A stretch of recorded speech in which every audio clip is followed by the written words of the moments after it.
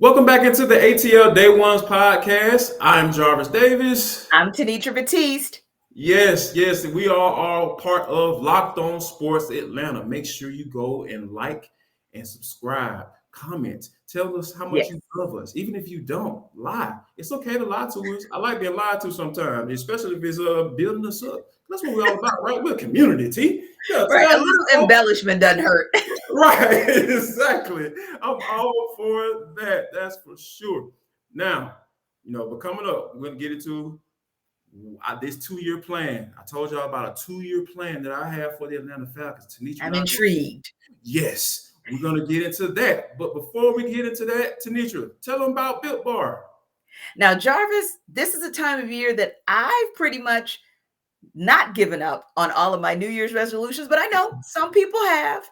I'm Right. that person who really does not give up on them. I'm sticking to my resolutions even this year. And one of the biggest ones is eating right, thanks to Built Bar. So it's almost feels like for me, it's not really a resolution because I like them. So have you tried the puffs? I know if you haven't, you are missing out on one of Built Bar's best selling, best tasting bars. Now, the puffs are the first ever protein infused marshmallow. They're fluffy, they're marshmallowy. They're not just a protein bar, but it's a treat and it's covered in 100% real chocolate if you're a chocolate type of person. So those puffs are a fan favorite, low calorie, high protein. You should replace your candy bar that gives you nothing with these. They're better. A typical candy bar, that can be anywhere from 200 to 300 calories, and you don't want that smoke. So I just say compare this to a candy bar.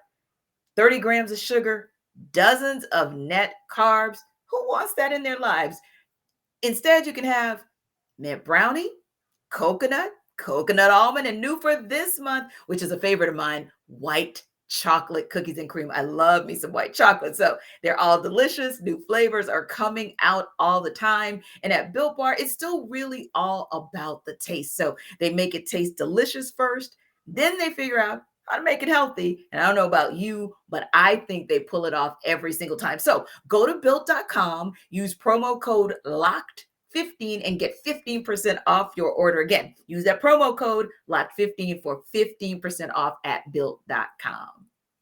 I'm sold. Yeah, I tell you, I'm getting excited. I was getting excited as I was reading it, like, yeah, I can't wait to get me one of those for a great afternoon snack before I hit that gym. Indeed. So, T, this 2 year plan, right? The Atlanta Falcons. Yes. I got the plan. So next year, there's some rumors. There's some people talking. They're supposed to have a little bit over $100 million in cap space, give or take, right? So when you have a lot of salary cap space, a lot of people, tend to go out into the free agent market and try to go get some guys that you can play. Right. Yes. Now, they weren't able to do that because they were the salary cap is just it is what it is right now. And they got to go blue light in the basement and shopping to get some guys to come in here on some 1 year deals. Yeah. So I think next year they're going to have a lot of salary cap space. So here's the plan, right? See, what you do is go ahead and get your quarterback of the future in this year's draft. Draft him. Let him take some lumps. Sit behind Marcus Mariota a little bit, because we know that more than likely he's not going to last for the entire season. Like he hasn't. His body doesn't allow it. His body he's not built for it, right? Maybe you need to eat some Built Bars. I think so if you know that going into the season, why not go and get your young quarterback this year? Maybe Malik Willis is the guy that you take a look at.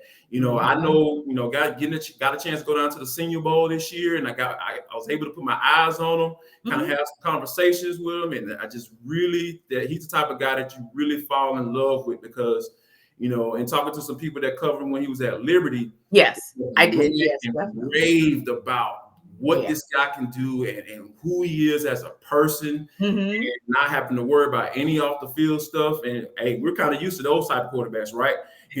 Definitely. Matt Ryan is just left out of here, so he was the perfect foul. So as far as from off the field standpoint, Malik Willis could be the next perfect foul for the next 14 years for the Atlanta Falcons. So I think that if they go ahead and get Malik Willis this year, then once you get a year under his belt, and then next year, then you go spend the money to maybe build around him, so you can surround him with as much talent as you possibly can, and go compete for a Super Bowl, because that's the formula this year, right? As far as getting that young quarterback on that rookie deal and trying to compete for a Super Bowl.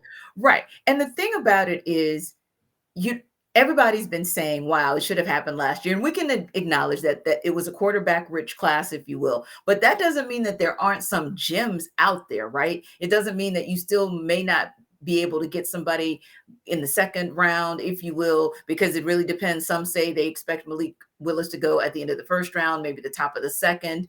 It depends. But yeah, you still have some jewels in this particular draft if you choose to go this year versus say next year, where it's not going to be still as rich as 2021, but the pundits are saying, and those who really follow this on a day-to-day basis are saying that 23 is still going to be a better class than 22. But I want to just say with Malik Willis as well, whether that's who the Falcons go with, if they go with a quarterback this year, I also had the opportunity to see him play up close when I called the Cure Bowl in 2021.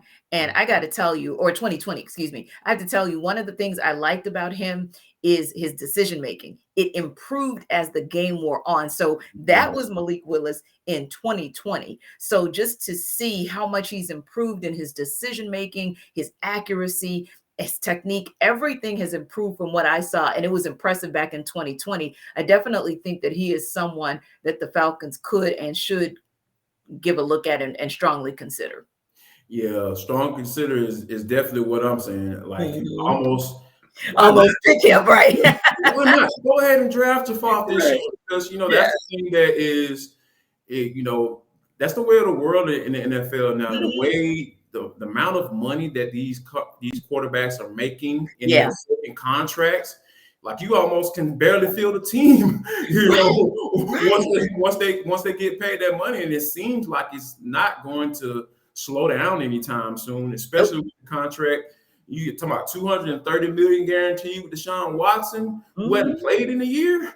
Imagine the guy who actually plays really well, like a Lamar Jackson, what he's gonna make. Those type of things that you have to consider when making these big decisions. So I think Terry Fontenot and Arthur Smith have some big opportunities. They should listen to your kinfolk. Go ahead and draft that quarterback this year, and then, like you said, once you get into the next year, get a year under his belt, and you pretty much realize that you don't need Marcus Mariota anymore, because we know what he is, right? He's a bridge. He's the bridge. That's exactly who he is. That contract is the way it's laid out, the way it's constructed.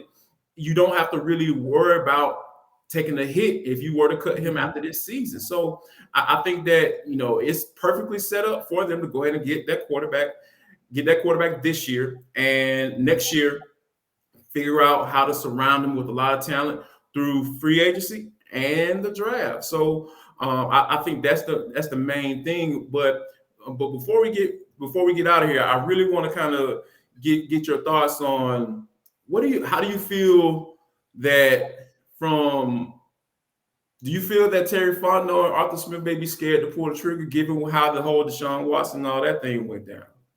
Yeah, I think there's some trepidation there. Now, don't get me wrong. I still think that in the back of their minds, they knew, even from last season, that at some point in the next 2 or 3 or so years, Matt Ryan was going to move on, right? So when you think about them going to the combine as well as pro days, they went to the combine and pro days to see the likes of Malik Willis, to see the likes of CJ Stroud. So that tells me that a quarterback is not off the table this year for them.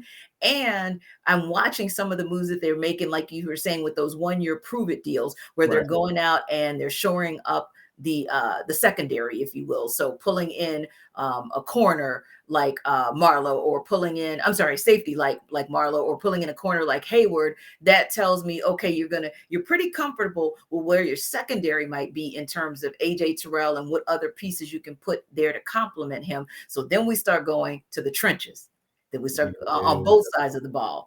And then, like you said, then we ask the question of, you already know you got to fix the trenches in the draft, in free agency. It's going to take all of that for you to fix the trenches. But also, with all of those picks and all of that capital in the draft, could it be possible that this might be the year to pull the trigger on a quarterback. I think you have a viable plan based on what we have seen them do leading up to the draft in both evaluating quarterbacks and players and also seeing what kind of moves, even quietly, they've made in free agency. No doubt about it. We will definitely see because it's April. It's April 1st. It's April Fool's Day, but this is the ATL Day Ones podcast, and we ain't no fools. We are here to stay Monday through Friday. So make sure you check us out, like and subscribe, and check us out on all the audio platforms. Every last one of them. I'm not going to start naming. We'll be there all day. We'll be here all day. But coming up next, has Bruce Arians found the formula for creating a path for more diversity on the sidelines?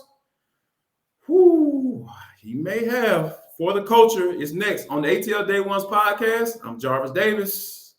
She used to be. We'll be right back.